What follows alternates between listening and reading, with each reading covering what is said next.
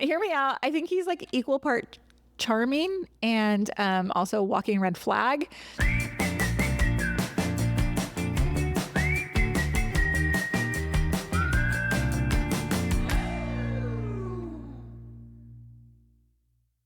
Welcome to Last to the Party, a Bravo Rewatch podcast. I'm Megan, fashionably late to all things Bravo, but making up for lost time. I'm Wendy. I'm an OG Bravo superfan who's seen it all, probably twice. Each week on Last to the Party, we're rewinding the clock and watching Bravo shows from the very beginning, starting with season 1 of Summer House. That's right. We're going back to the beginning, the chaotic hookups, Carl's full F-boy era, the evolution from Twisted Tea to Loverboy. It's a full rewatch episode by episode. And if you've never seen these shows, that's fine, because I hadn't either. Think of this like watching with your Bravo-obsessed friend and your Bravo-curious friend at the same time. New episodes drop every Friday, so grab your rosé and let's dive into this week's drama. Now, you'd think this is season 1, episode 1 of Summer House. You'd think we wouldn't need to start this episode with a previously on segment, but you'd be wrong, because this episode begins as the second half of a crossover episode of Vanderpump Rules, which is a little jarring to the viewer, and by viewer, I mean me, because in my notes, it literally says episode 1, hot effing mess, and then I had to text you, like, what is going on? Yeah, you had to come to the encyclopedia of Bravo to kind of be like, no. This was an extension episode, basically, of Vanderpump Rules. And now it makes sense. Okay. So anyway, let's hear a synopsis of this episode. So season 1, episode 1, the title is Summer House, originally aired on January 9th, 2017. The synopsis is, summer is here, which for this group of friends means it's time to escape the rat race of NYC and jet out to the Hamptons. Woof, I don't know who wrote this. They've rented a weekend house in Montauk, and this year they've put together the perfect group. That is, if they don't let the drama of living together get the best of them. Twins Ashley and Lauren invite their LA friend Stassi out to see the new digs, but she's got her sights on their roommate Kyle. Meanwhile, longtime friends Everett and Lindsay shock everyone by shacking up, and new guy Carl plays the field and maybe Lauren's heartstrings. I did not write this. Who has their eyes on Kyle, according to the synopsis? Stassi. I mean, does. Okay. It doesn't. I mean, none of this is completely accurate. No. I think I might have pulled it from the either IMDb or the Wikipedia Summer House page. Hey, Megan, what was your first impression of Summer House season 1, episode 1? Well, I feel like we start in a weird place. My notes, as mentioned, say episode 1, hot fucking mess, because the opening is so jarring, and we open in the middle of a crossover episode, and if you didn't know, you don't know. There's no previously on, because I understand why that doesn't exist. On Peacock? On Peacock, yeah. I wonder if upon original airing of Summer House, they did a previously on and showed that Vanderpump Rules. But my advice to anybody watching this would be pull that Vanderpump Rules episode. We'll leave the episode number in the show notes and watch that first. Otherwise, know that the first 10 minutes, you're going to be like, what is happening? And then 10 minutes in, we jump into what is actually the pilot episode of the season. Exactly. Now, if I recall correctly, because I am a huge Vanderpump fan and talk about watching things twice, I probably watched that 20 times. I remember the Wirkus twins coming to LA. They had lunch with Stassi. And then that's when they pitched like, hey, you should come out to the Hamptons for the summer or whatever, right? Or come for a visit or a weekend or whatever. And then the next thing we have is Stassi is there with Kristen Doty and Sheena and Katie Maloney. And there's a little bit of, in this Vanderpump episode, they're not all getting along, shocker. And then they go to that house. So I think that's how that worked, if my memory serves me. Yeah, they're trying to get the crossover viewers. Same thing they did with Real Housewives of Beverly Hills and Vanderpump Rules. Like that led in, like, I don't even think there was a commercial break. It led from one show into the other. Now, Beverly Hills Housewives, I know that's not what it's called. Real Housewives of Beverly Hills came before Vanderpump Rules? Yeah. Okay. Yeah. So that Beverly Hills franchise has been around for a long time then. I mean, I think my daughter was a baby and she's 17. Okay. Okay, so these are very cannibalistic shows. Mm-hmm. Well, let's talk who we're watching this week. Okay.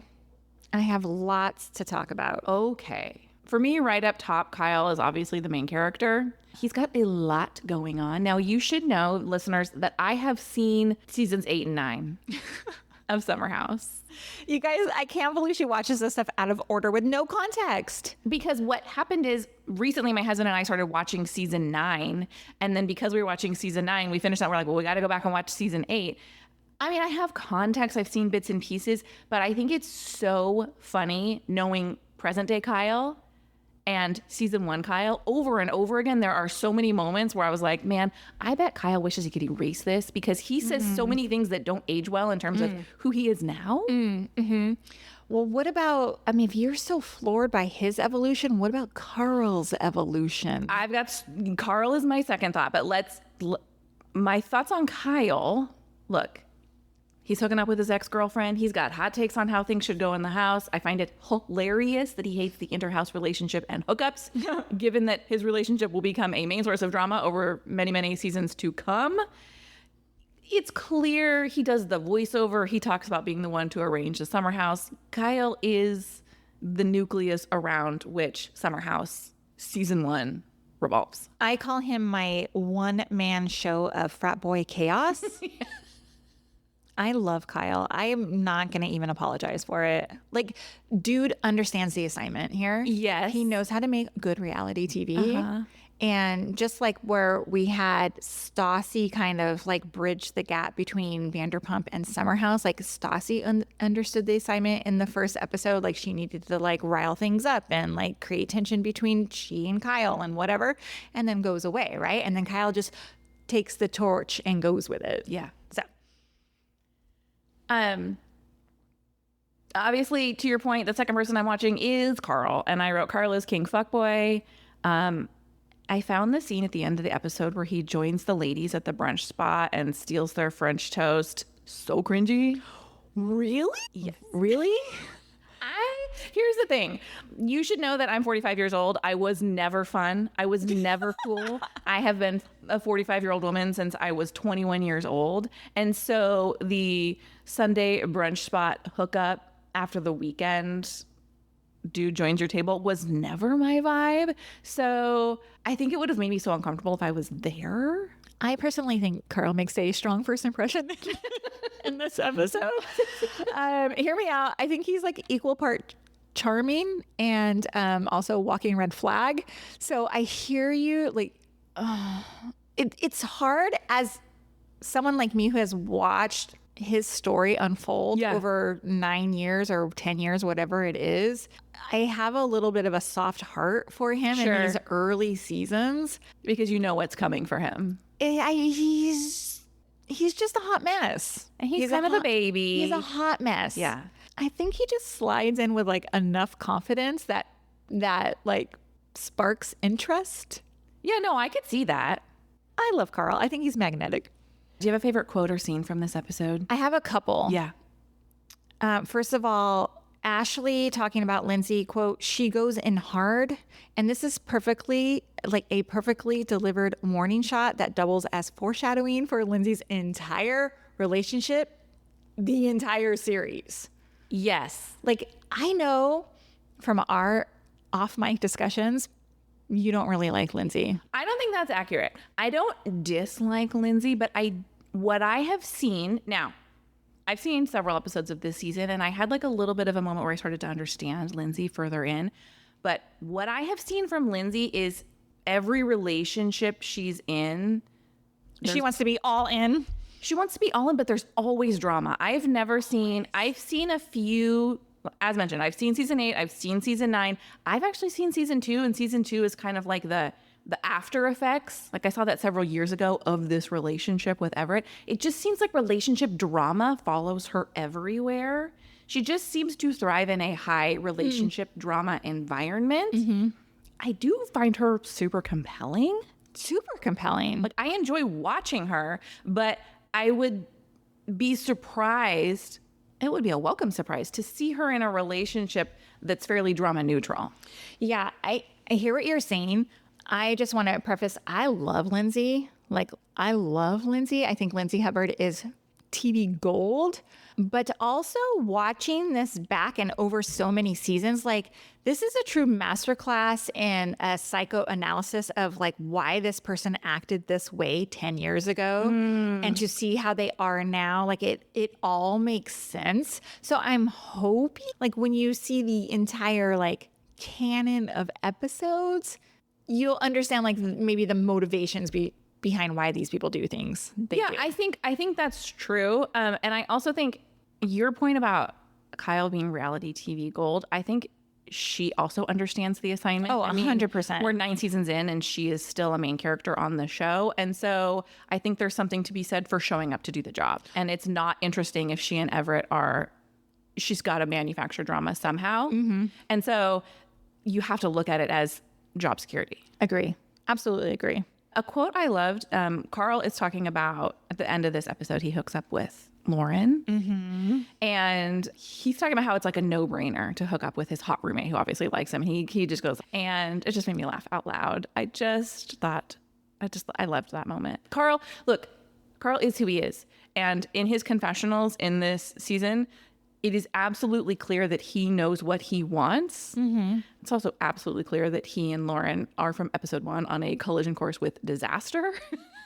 100%. But I was like, yeah, Carl is not pretending to be someone he is not. Right. Speaking of somebody who wants to pretend that he is something he's not, Kyle says, I don't want to bromance into my 40s. Kyle is now in his 40s and like, really into going out still. I mean, he's kind of pulled it back a little bit in the current season, but it took several seasons for him to dial it back in the like going out and hanging out with my bros and being. Yeah, but he still, even in season 9, has not fully dialed it back. Like, that is still a point of contention. You will him see. And his wife. Oh, and I agree.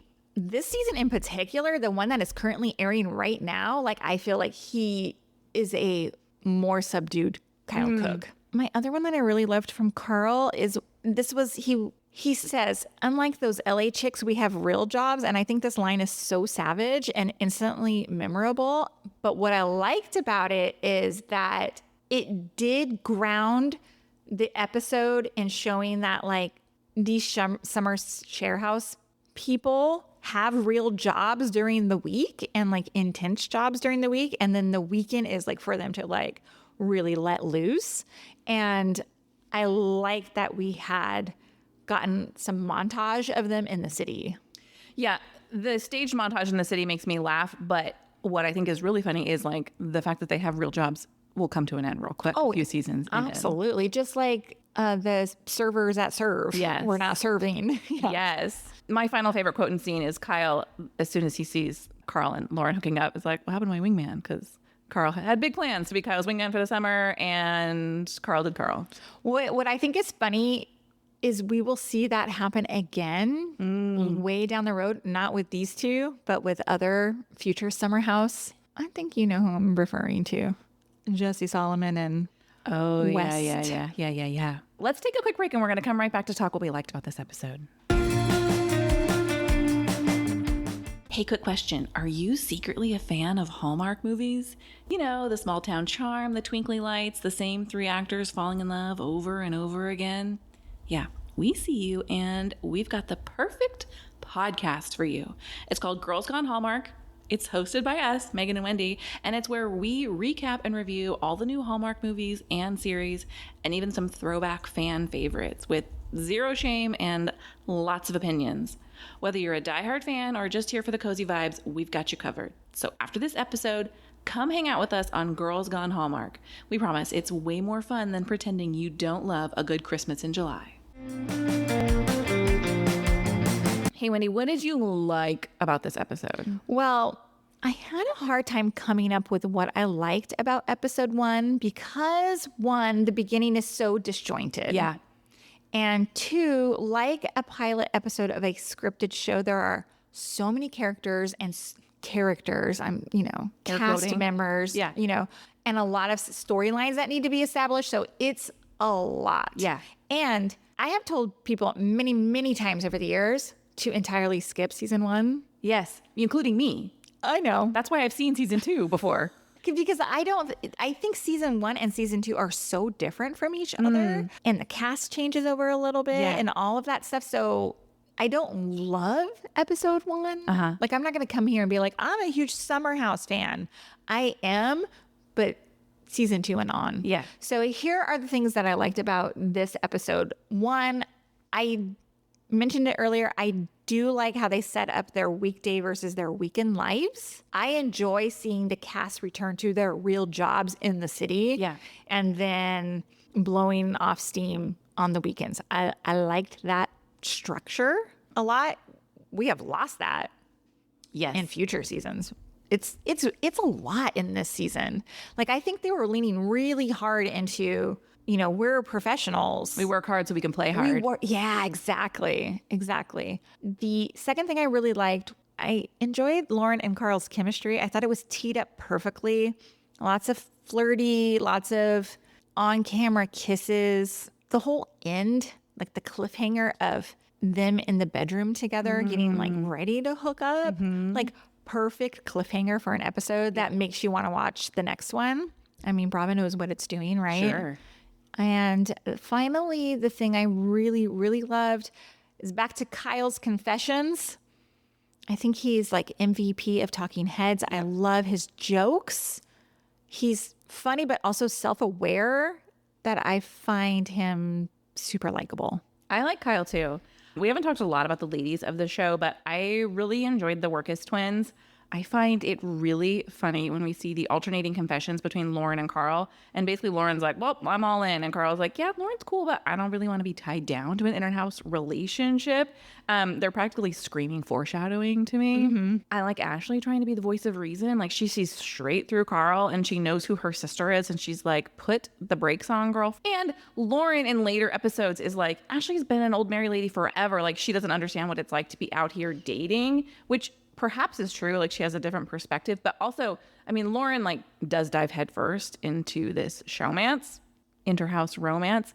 And I don't know if this is a hot take or not, but I love the Wirkus twins. I find them really interesting to watch on camera. However, I did look up Lauren's Instagram, and she very recently posted from a tour of the West Wing. And if it's not giving super MAGA vibes, I don't know what. That was disappointing. I hate knowing these details. Finally, while we're talking about the Wirkus twins, have I asked you this?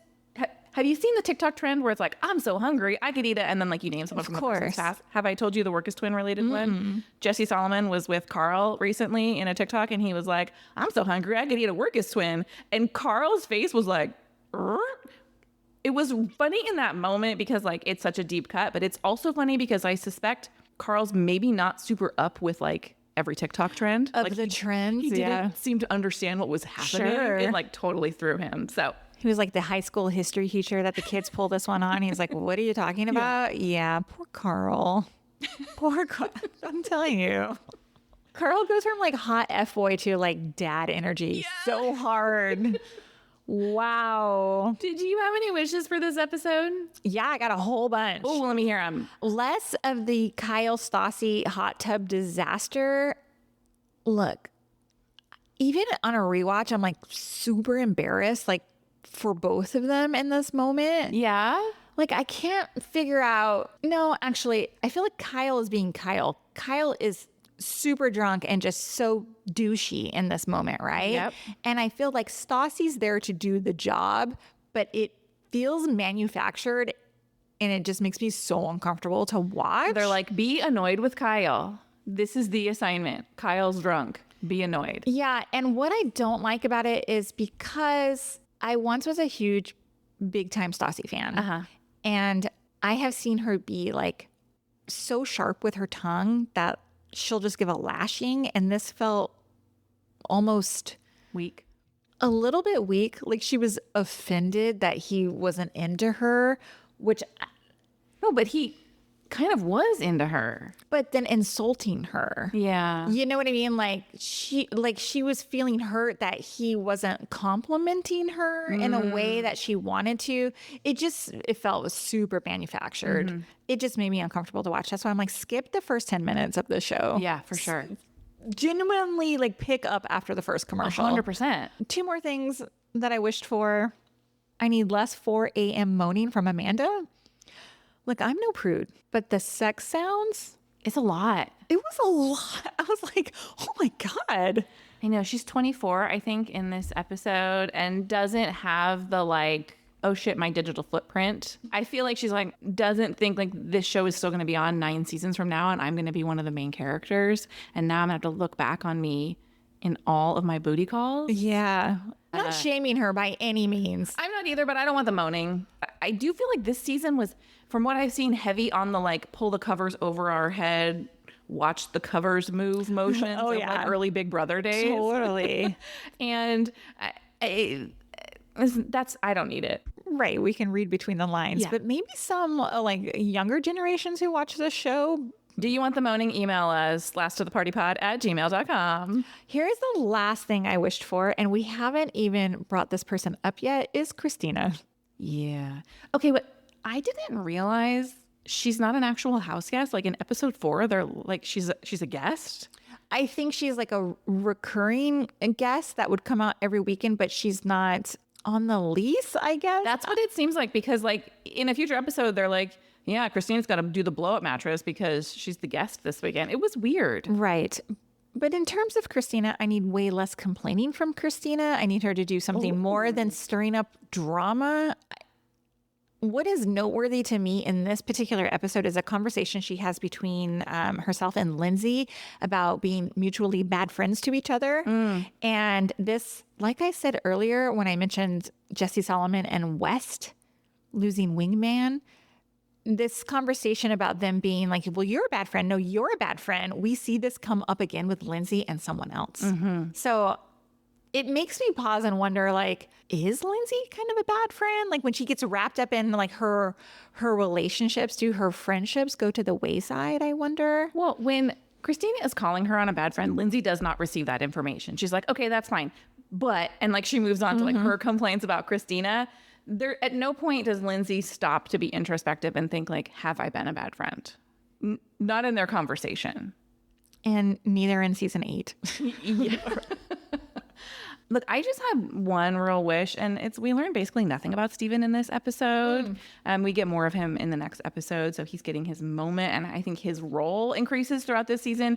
But aren't you kind of glad though? Because there's so much, like there's this person and what their backstory is, and this person and what their backstory yeah, is. I know they got to feed it to us slowly, but also I was like, who's Steven? What's he doing? Like, I don't know anything about him. It's time for Did You See That? Why don't you explain what Did You See That is? Did You See That was originally born out of our other podcast, Girls Gone Hallmark, where we would call out continuity errors or weird little editing takes. Now, it's a little bit different here, right? This is going to be like just maybe moments that made you laugh, things you might have caught, because it's one of our favorite segments over on Girls Gone Hallmark. So not every episode is going to have a Did You See That moment necessarily, but I got a couple. Let me hear. Well, it's actually one big Did You See That? And that is that I mentioned it before, but I have to wonder if Kyle hates that this season exists because many of his comments kind of age badly if you look back. They're talking about their summer goals, and Kyle says that his goal is to grow up because staying out until 4 a.m. isn't as cute as it once was. Cut to season 9, he and his wife are fighting about the fact that he still stays out until 4 a.m. First of all, can we talk about staying out until 4 a.m.? Okay, hold on. We need to talk about the fact that the hardest part of this show for me is that I feel so tired for them.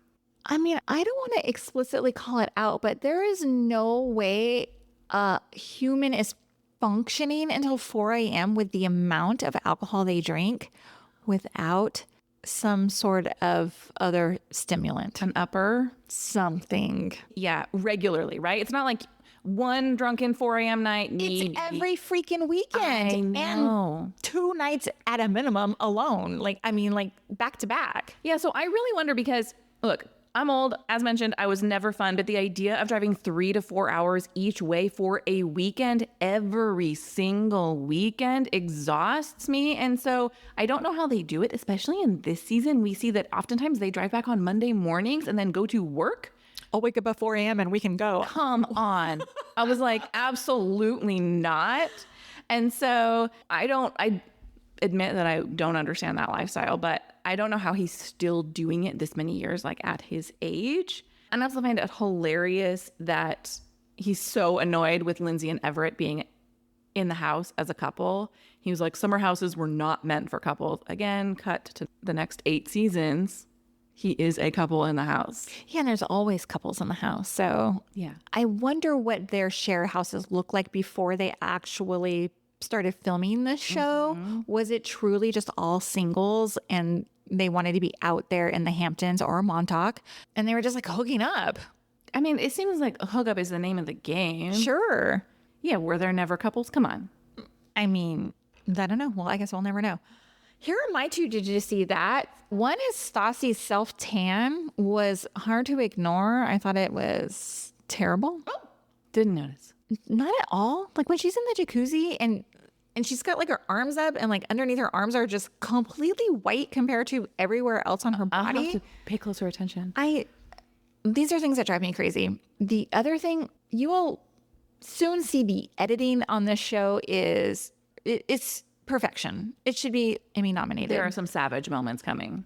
There is at one point, it is the quickest scene and you would have missed it, but Carl's looking like in a mirror very close and he takes a hairbrush and like puts it on his teeth. I'm like, what is he doing? What is he doing? With the bristles of the hairbrush. Carl. Do you have any time capsule moments? Okay, let's skip it. All right. What was your low-key iconic moment of the week? This goes back to the editing, but the best accidental legacy shot ever to be captured is Kyle solo snacking on chips. This is truly the beginning of a 10-season arc. You will see him in every just little quick transition shot, eating alone in the kitchen. Every drunken night out. And cookies. It is my Roman Empire. How does the man still have 6-pack abs with that late night snacking? Don't know. Do not. I think he deprives himself of carbohydrates outside of like Those booze moments and snacks. Yeah.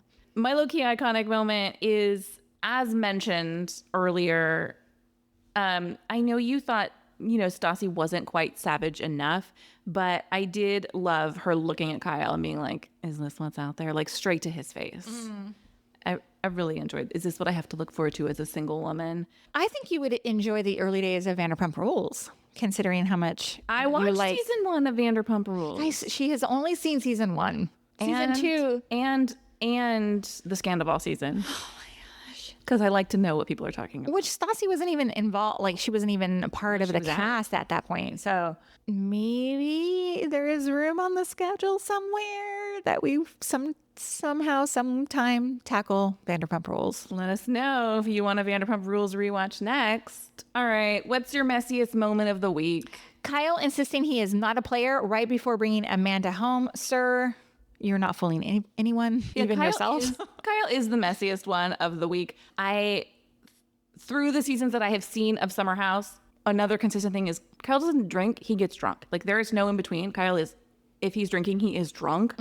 He's drunk with Stassi. He's drunk when he calls Amanda. It's a tie for me between Kyle like absolutely making an ass out of himself in the jacuzzi with Stassi and calling up his ex-girlfriend Amanda, which for anybody with the crystal ball, you know where that's headed.